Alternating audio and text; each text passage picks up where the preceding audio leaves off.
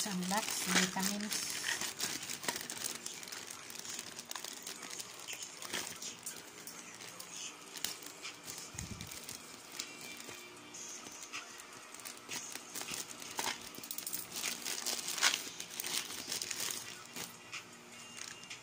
Evening Primrose. Yan. Ang bilis niyang dumating, like 2 days. Sa ating mga babae kasi, kailangan natin tong Evening Primrose kasi parang hormonal balance ba. Tsaka with vitamin E and grape seeds oil na siya. 240 soap gel.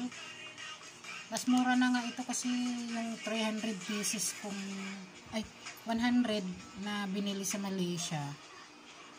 Nasa $29 na. Medyo mahal din. So ayan. Ito yung vitamins na tinitik ko kasi syempre habang nagkakaedad, di na natin lahat naman tayo pupunta dun. Kailangan talaga natin to pang hormonal imbalance. Ayan.